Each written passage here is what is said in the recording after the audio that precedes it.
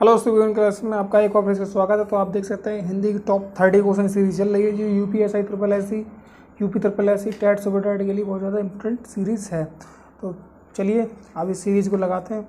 Display पर आप देख सकते हैं पहला क्वेश्चन है, निम्न में से कोई एक युग्म विपरीतार्थक है। मतलब कोई एक युग्म कुछ हट गया है, कुछ चेंज है उसमें। तो इसमें आप बताइएगा कौन सा है। कोमल मृदुल, क्रय विक्रय, घर आवास, कोप क्रोध। तो यहाँ पर आप देख सकते हैं कोमल और जो मृदुल है ये मतलब कोमल का पर्यायवाची है, ठीक है ना। आप देख सकते हैं घर से ही आवास कहते हैं, और कोप और क्रोध ये भी पर्यायवाची शब्द हैं आपस में। पर यहाँ पर आप देख सकते हैं ऑप्शन नंबर बी में क्रय का विक्रय, इसमें क्या है, इसमें विलोम शब्द हो गया है। तो ऑप्शन कौन सा हो जाएगा, आंसर नंबर बी। चलिए अगले क्वेश्चन चलते हैं। संचारी भाव का दूसरा नाम, संचारी भाव का दूसरा नाम क्या हो जाएगा। व्यभिचारी भाव, स्थायी भाव, विभाव, अनुभाव। बताइए कौन सा हो जाएगा। तो इसमें ऑप्शन नंबर ए। चलिए अगले क्वेश्चन की चलते हैं। दु उपसर्ग का अर्थ क्या है। दु उपसर्ग का अर्थ क्या है। सरल, दुष्ट, कठिन, उक्त सभी। तो इसमें क्या हो जाएगा, बी। ऑप्शन नंबर दुष्ट मतलब बुरा, ठीक है ना। इससे दुष्कर्म दुरुपयोग है, ठीक है ना, इसके ऑप्शन हो गए। चलिए अगले क्वेश्चन चलते हैं। उपसर्ग का प्रयोग होता है, उपसर्ग का प्रयोग होता है शब्द के आरंभ में, शब्द के मध्य में, शब्द के अंत में, इनमें से कोई नहीं। तो उपसर्ग का प्रयोग होता है शब्द के आरंभ में, और प्रत्यय का प्रयोग शब्द के अंत में, ठीक है ना। उप मतलब पहले और प्रत्यय मतलब लास्ट में, ठीक है ना। चलिए अगले क्वेश्चन चलते हैं। लेखक के अंत में कौन सा प्रत्यय लगा हुआ है। का, इक, आक, अक। कौन सा लगा हुआ है, तो इसमें कौन सा हो जाएगा, ऑप्शन नंबर डी, अक। लेखक, लेख प्लस अक, लेखक। किस समूह के सभी शब्द पर्यायवाची हैं। तो यहाँ पर आप देखिए दर्पण, आईना, कांच, मुखर। यहाँ पर ऑप्शन नंबर बी में देखिए गात, गात किसका पर्यायवाची होता है। गात शरीर का पर्यायवाची होता है। किसका हो जाता है, शरीर का। घड़ा आप जानते हैं घड़ा होता ही है, तन भी शरीर का होता है। अनल, अनिल, अनल और अनिल, अनिल किसका पर्यायवाची होता है। अनिल वायु का, वायु मतलब हवा। अनल, अनल क्या होता है बताइए। अनल आग होती है, क्या होती है, आग। तो इसमें ये चेंज हो गई, ये भी गलत हो गया। अगले ऑप्शन पे जी, ऑप्शन नंबर डी में रवि, सरोज। रवि किसका हो गया, रवि सूरज का हो गया। पतंग, पतंग। और सरोज किसका हो गया, सरोज कमल का हो गया। तो इसमें भी चेंज है, और इसमें भी चेंज है, और इसमें भी चेंज है, क्योंकि गात ये शरीर का है, घड़ा घड़ा होता है। दर्पण, आईना, कांच, मुकुर ये शीशा के पर्यायवाची शब्द हैं। तो यही सब सभी शब्द सेम हैं, तो इसी में ऑप्शन नंबर ए हो जाएगा। कौन सा लगाएंगे हम, कौन सा लगाएंगे, ऑप्शन नंबर ए। चलिए अगले क्वेश्चन की चलते हैं। तत्सम शब्द का चयन कीजिए। दाई, धान्य, धड़, धुआं, धुआं। तो इसमें कौन सा हो जाएगा तत्सम शब्द, इसमें कौन सा है बताइए आप। इसमें हो जाएगा धान्य। ये किसका तत्सम है, इसका तद्भव क्या होगा। तत्सम और तद्भव किसे कहते हैं, तद्भव तत्सम, तत्सम किसे कहते हैं, संस्कृत का वह शब्द, संस्कृत के शब्द को तत्सम कहते हैं। और तद्भव किसे कहते हैं, संस्कृत के शब्द से बनाया गया शब्द तद्भव कहलाता है। जैसे धान्य ये संस्कृत में शब्द है, और इसी से हमने लिया है धान्य, क्या लिया है, धान। तो ये तद्भव शब्द है, ठीक है ना। धुआं, ये धुआं, धुआं का तत्सम क्या होगा, धुआं का तत्सम हो जाएगा धूम्र, क्या हो जाएगा, धूम्र। चलिए अगले क्वेश्चन चलते हैं। महत्तम में प्रत्यय है, महत्तम में प्रत्यय है बताइए। अम, कम, अंतम, तम। तो महत्तम में प्रत्यय है, तो महत्तम में कौन सा प्रत्यय है, ऑप्शन नंबर सी, तम प्रत्यय। चलिए अगला क्वेश्चन चलते हैं। निम्न विकल्प में से किसी एक वर्तनी शुद्ध है। ऑप्शन नंबर ए रचयिता, रचयिता, रचयिता, रिचयिता। तो ऑप्शन नंबर कौन सा है? Option number B option number A रचयिता, रचयिता। तो कौन सा सही हो जाएगा? ऑप्शन नंबर ए रचयिता। चलिए अगले क्वेश्चन चलते हैं। निम्न विकल्पों में से शुद्ध वाक्य का चयन कीजिए। यदि मैं जाता हूँ तभी वह आएगा। यहाँ पर मैं जाता हूँ तब वह आएगा, ये मतलब ये गलत है। यदि मैं जा रहा हूँ तभी वह आएगा। यदि यहाँ पर होना चाहिए यदि मैं जाऊँगा तो वह आएगा। Option number C. चलिए अगले क्वेश्चन चलते हैं। निम्नलिखित वाक्य के लिए उसके नीचे दिए गए विकल्प में से वाक्य के प्रकार को चिन्हित कीजिए। तो यहाँ पर वाक्य दिए गए हैं। क्या उसे मालूम है कि कल तुम मेरे घर आओगे? क्या है? क्या उसे मालूम है कि कल तुम मेरे घर आओगे? तो इसमें कौन सा हो जाएगा? इसमें कौन सा वाक्य हो जाएगा? इसको कौन सा वाक्य बोलेंगे? इसको बोलेंगे संयुक्त वाक्य। ठीक है ना? कौन सा बोलेंगे? संयुक्त वाक्य। सरल वाक्य किसे कहते हैं? सरल वाक्य किसे कहते हैं? सरल वाक्य जैसे इसमें एक क्रिया होती है या एक कर्ता होता है। जैसे सीता खेल रही है, राम ने दूध पी लिया, तो ये सरल वाक्य हो गए। और यहाँ पर ये संयुक्त वाक्य हो जाएगा। ठीक है ना? चलिए अगले क्वेश्चन चलते हैं। यहाँ पर संयुक्त वाक्य। अगले क्वेश्चन चलते हैं। निष्ठुर का विलोम शब्द क्या हो जाएगा? निष्ठुर का विलोम शब्द क्या हो जाएगा? करुण। कौन सा हो जाएगा? करुण। निडर का क्या हो जाएगा विलोम शब्द? निडर का विलोम शब्द क्या हो जाएगा? निडर का हो जाएगा डरपोक। क्या हो जाएगा? डरपोक। कठोर का क्या हो जाएगा विलोम शब्द? कठोर का हो जाएगा कोमल। चलिए अगले क्वेश्चन चलते हैं। दूध, पानी, सोना, चांदी में संज्ञा है। दूध, पानी, सोना, चांदी में संज्ञा है, तो ये द्रव्यवाचक हो जाएगी। कौन सी हो जाएगी? द्रव्यवाचक संज्ञा हो जाएगी। द्रव्यवाचक कितने प्रकार के होते हैं? 3 प्रकार के। ठोस, द्रव, गैस, उसको हम द्रव्य बोलते हैं। ठीक है ना? तो इसमें द्रव्यवाचक हो जाएगी। जातिवाचक जैसे एक ही प्रकार के अन्य चीज़ें हों, जैसे लड़के कई प्रकार के होते हैं। ठीक है ना? अलग अलग तरीके, बहुत सारे लड़के हैं, गाय है, ठीक है ना, और नदी है, तो ये जाति हो गई। समुदाय में क्या होता है? समुदाय वाचक नहीं होता, समूहवाचक होता है। समुदाय मान लो समूहवाचक होता है। समूहवाचक में क्या होता है? अंगूर का गुच्छा, पुलिस, सेना, इसमें बहुत सारे लोग होते हैं, इसको समूहवाचक बोलेंगे, समूहवाचक संज्ञा बोलेंगे। चलिए अगले क्वेश्चन की ओर। कौन सा शुद्ध है? कौन सा संधि विच्छेद शुद्ध है?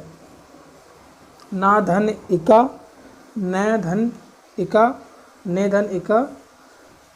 तो इसमें अगर हम ना धन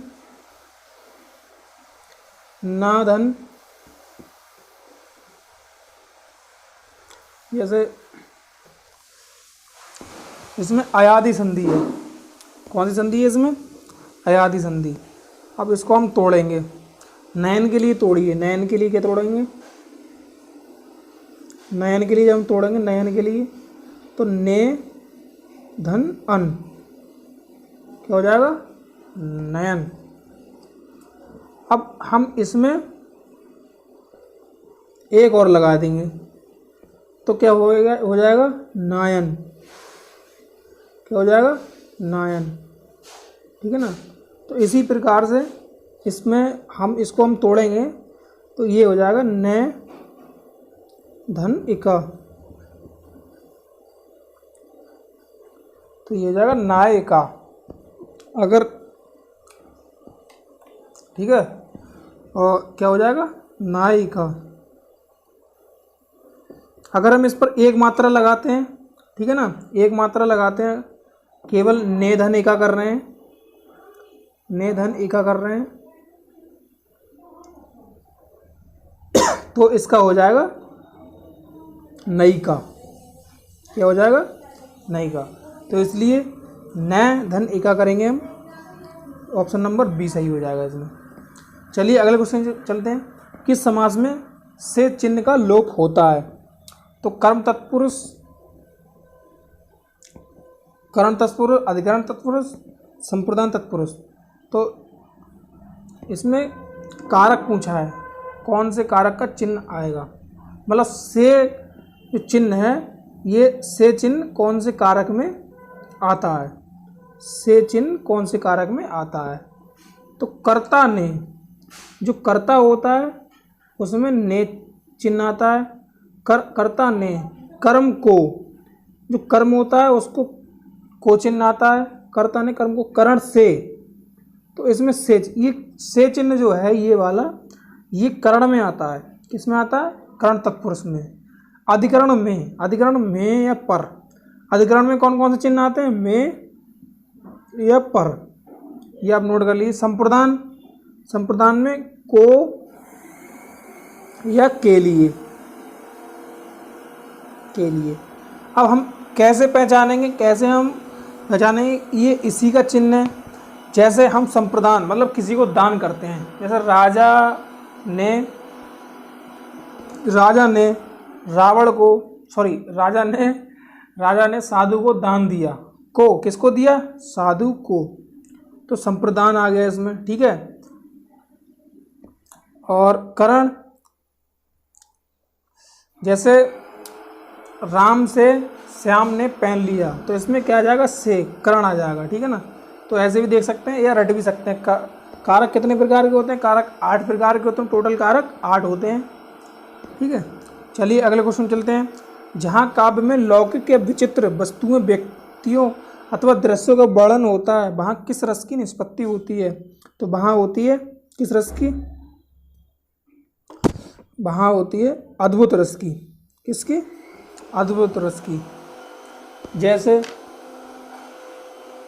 जैसे ऊंट उड़ने लगा, तो बहुत आश्चर्यचकित बात है, मतलब जहाँ आश्चर्यचकित बात होती है तो वहाँ अद्भुत रस की उत्पत्ति होती है। जैसे ऊंट उड़ने लगा, ठीक है। विवत्स रस में क्या होता है? विवत्स रस में होता है घृणा, जुगुप्सा, ठीक है। जैसे कोई घृणित व्यक्ति है कि इसे देखकर बहुत घिन आ रही है, या मतलब जो है दिनेश इतना गंदा था कि सीता जो है उसको देखकर दूर भाग गई, ठीक है। तो जहाँ घृणा हो वहाँ विवत्स होता है। विवत्स का स्थायी भाव जुगुप्सा या घृणा होता है। अद्भुत का स्थायी भाव आश्चर्यचकित होता है। भयानक मतलब भयानक का स्थायी भाव होता है भय। क्या होता है? भय। तो जब कोई डरावनी कहानी होती है या कोई ऐसा मतलब काव्यांश वगैरह होता है जिसको पढ़कर मन में भाव उत्पन्न हो, तो वहाँ पर भयानक रस होता है, ठीक है। रस टोटल कितने प्रकार के होते हैं? कुल रस टोटल 9 प्रकार के होते हैं। भरतमुनि के हिसाब से, भरतमुनि के अनुसार कितने प्रकार के होते हैं? भरतमुनि के अनुसार कुल 8 प्रकार के होते हैं। और वैसे अगर क्वेश्चन आ गया कि टोटल रस कितने प्रकार के होते हैं, तो रस होते हैं 9 प्रकार के। चलिए अगले क्वेश्चन चलते हैं। निम्न प्रश्न के शब्द युग्म के विकल्पों में से सही अर्थ भेद का चयन कीजिए। गूंथना, गूंदना, गूंथना और गूंदना का अर्थ बताइए। तो गूंथना और गूंदना का अर्थ बताइए। तो गूंथना का क्या होता है? पिरोना। गूंदना का सानना। क्या होता है? गूंथना का पिरोना और गूंदना का सानना। चलिए अगले क्वेश्चन चलते हैं। कमसिन, कमसिन में उपसर्ग क्या है? कमसिन में उपसर्ग क्या है? का, कम, कमस, कल। तो कमसिन में उपसर्ग हो जाएगा कम, ऑप्शन नंबर बी। चलिए अगले क्वेश्चन चलते हैं। निम्नलिखित तत्सम तद्भव में से कौन सा विकल्प अशुद्ध है? बताइए। कपड़ा करपट, यहाँ पर आधा रा लगा हुआ है पा के ऊपर, कपड़ा का करपट हो जाता है, कपड़ा तद्भव हो जाएगा, करपट तत्सम हो जाएगा। ठीक है। पूत कपूत, कोयल कोकिल, कोक्ष कोख कुक्ष। ठीक है। तो यहाँ पर थोड़ा इसमें मिस्टेक हो गई है।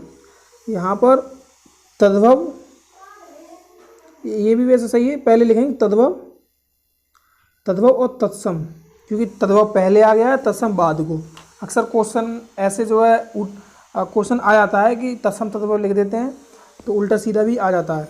तो यहाँ पर पहले तद्भव, निम्नलिखित में से तद्भव तत्सम में कौन सा विकल्प अशुद्ध है?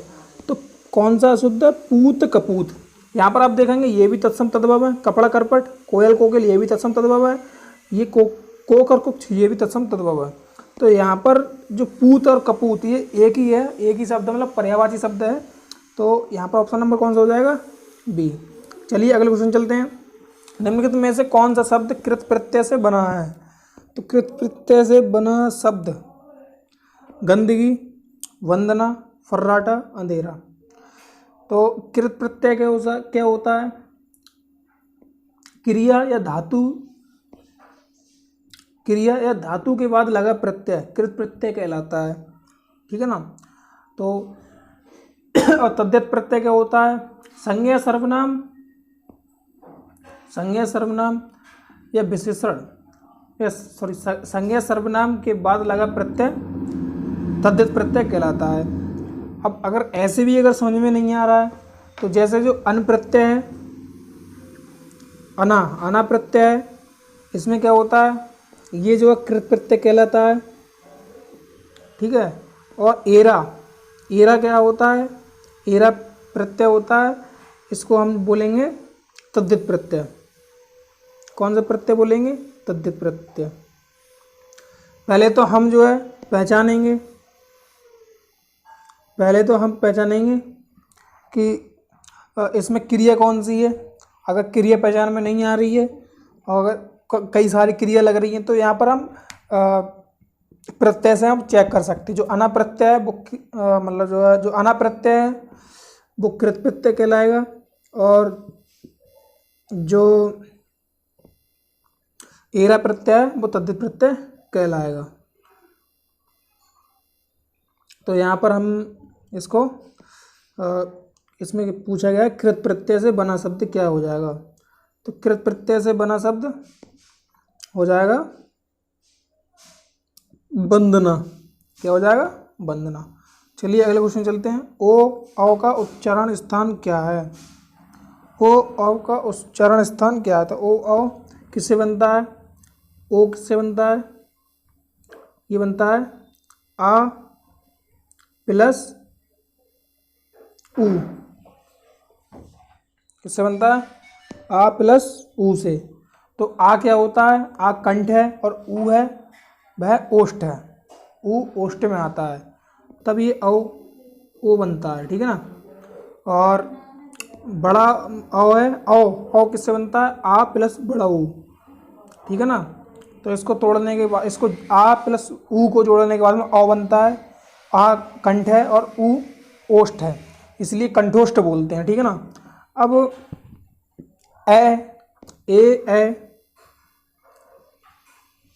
ये कैसे बनेगा? इसको क्या बोलते हैं? इसको बोलते हैं कंठ तालु। क्या बोलते हैं? कंठ तालु। कंठ तालु क्यों बोलते हैं इनको? जब इसको हम तोड़ेंगे तो ये आ प्लस ई में टूटेगा। किसमें? आ प्लस ई में। ई क्या है? तालु होती है, और आ होता है कंठ होता है। तब आ और ई को मिलाएंगे तब आई बनेगा। ठीक है ना। तो इसको कंठ तालु बोलेंगे। ठीक है। चलिए अगले क्वेश्चन चलते हैं। निम्न शब्द युग्म के विकल्पों में से कोई एक विकल्प सही नहीं है, गलत युग्म का चयन कीजिए। वारिद, सरित, साला, सागर, गागर। तो यहाँ पर जो मतलब जो उच्चारण है वो आप देखिए सेम निकल रहा है इन सबका उच्चारण।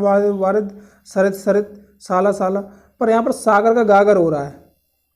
यहाँ पर क्या हो रहा है? सागर का गागर हो रहा है। तो यहाँ पर सागर का गागर हो रहा है, तो इसमें कौन सा हो जाएगा? Option number D. चलिए अगले क्वेश्चन चलते हैं। उल्लंघन का विच्छेद क्या होगा? उल धन घन, यहाँ पर प्लस का चिन्ह लगा लीजिए आप। उलग धनान, उत धन लंघन, उस धन लंघन। तो ये कौन सी संधि है? सबसे पहले तो बताइए। ये होती है व्यंजन संधि। व्यंजन संधि में क्या होता है? ता का ना बन जाता है, ठीक है। पहला अक्षर जो होता है उसका तीसरा अक्षर बन जाता है, ता था दा ना, ठीक है। तो ऐसे इसको क्या, इसमें क्या हो जाएगा? ता का ना बन जाएगा। तो यहाँ पर हम देखेंगे ऑप्शन नंबर सी हो जाएगा, उत धन लंघन उल्लंघन। चलिए अगले क्वेश्चन चलते हैं। निर्भय, निर्भय में समास है। निर्भय में कौन सा समास है? निधन भय। तत्पुरुष समास कौन सा होता है? जिसमें कारक लगे होते हैं, ठीक है। कर्मधारय क्या होता है? इसमें तुलना की जाती है, मतलब उपमेय की उपमान से। जैसे नील गाय, नीली है जो गाय, मतलब इसमें तुलना की जा रही है, ठीक है ना। यह जो है पहले वाक्य का दूसरे संबंध होता है, इस वहाँ तत्पुरुष समास कहलाता है। अविभाव समास में क्या होता है? अविभाव समास में उपसर्ग लगा हुआ होता है, ठीक है ना। क्या होता है? उपसर्ग। तो यहाँ पर नी उपसर्ग लगा हुआ है, तो इसलिए निर्भय में कौन सा हो जाएगा? ऑप्शन नंबर सी, अविभाव समास हो जाएगा, ठीक है। चलिए अगले क्वेश्चन चलते हैं। देह धारे का गुण यही, देह कुछ देहा, बहुरी ना देही पाइए, आपकी देह स्वदेह। तो यहाँ पर जो देह शब्द है वो 3 बार आया है, देह देह देह। तो इसमें क्या हो जाएगा? इसमें क्या हो जाएगा? इसमें हो जाएगा यमक अलंकार। कौन सा? जहाँ शब्दों की आवृत्ति हो रही है बार बार, तो वहाँ यमक अलंकार हो जाएगा। जहाँ वर्ण की आवृत्ति हो रही है, एक अक्षर की आवृत्ति हो रही है, वहाँ अनुप्रास अलंकार हो जाएगा। जहाँ एक शब्द के कई अर्थ निकल रहे हैं, वहाँ श्लेष अलंकार हो जाएगा, ठीक है ना। तो इस टाइप से हम जो है देख लेंगे। चलिए अगले क्वेश्चन। तंत्रीनाद कवित्र से सरस राग कृति रंग, अनबूढ़े बूढ़े त्रिजे बूढ़े सब अंग में अलंकार कौन सा है? तो इसको आप कमेंट में बताइएगा, ठीक है। चलिए अगले क्वेश्चन की ओर चलते हैं। एकांत का पर्यायवाची, एकांत का पर्यायवाची। तो एकांत का पर्यायवाची होता है विजन। क्या होता है? विजन। यहाँ पर सुनसान, सुनसान, सुनसान, शून्य, शून्य, सुना, ये एकांत के पर्यायवाची हैं। गला फाड़ना मुहावरे का सही अर्थ है। गला फाड़ने मुहावरे का सही अर्थ है नमक का पानी पीना, जोर से चिल्लाना, गर्दन घुमाना, गीत गाना। कौन सा हो जाएगा इसमें? जोर से चिल्लाना। चलिए अगले क्वेश्चन चलते हैं। कष्टों से घिर जाना निम्नलिखित में से कौन सा मुहावरा है? तो कष्टों से घिर जाने का मुहावरे का अर्थ क्या हो जाएगा? अथाह सागर में डूबना, अनजान बनना, रोना गाना, इनमें से कोई नहीं। तो इसमें कौन सा हो जाएगा? ऑप्शन नंबर ए, अथाह सागर में डूब जाना। चलिए अगले क्वेश्चन चलते हैं। अंधे पीछे कुत्ता खाएं, अंधे पीछे कुत्ते खाएं लोकोक्ति का सही अर्थ क्या है? बेहिसाब काम करना, असावधानी से योग को लाभ, व्यक्ति के परिश्रम का लाभ उसे ना मिलकर किसी और को मिलना, या अपना माल लुटाना। तो इसमें कौन सा हो जाएगा? अंधे पीछे कुत्ता खाए में कौन सा ऑप्शन हो जाएगा? व्यक्ति के परिश्रम का लाभ उसे ना मिलकर किसी और को मिलना। चलिए अगले क्वेश्चन और चलते हैं। फिसल पड़े तो हर गंगे, कौन सा हो जाएगा इसका? सही अर्थ क्या हो जाएगा? मजबूरी में काम करना, नुकसान उठाना, एक साथ 2 काम करना, विपत्ति पड़ने पर ईश्वर का स्मरण करना। कौन सा हो जाएगा? तो इसमें हो जाएगा मजबूरी में काम करना, फिसल पड़े तो हर गंगे। चलिए अगले क्वेश्चन चलते हैं। कर का अर्थ नहीं होता है, कर का अर्थ क्या नहीं होता है? देखो कर का अर्थ टैक्स भी होता है, किरण भी होता है, हाथ भी होता है, पर सूर्य नहीं होता। बहुत मोस्ट इम्पोर्टेंट क्वेश्चन है ये वाला। कर का अर्थ नहीं होता है, क्या नहीं होता है? सूर्य। तो वीडियो कैसे लगी कमेंट जरूर बताना दोस्तों। वीडियो देखने के लिए धन्यवाद। जय हिंद।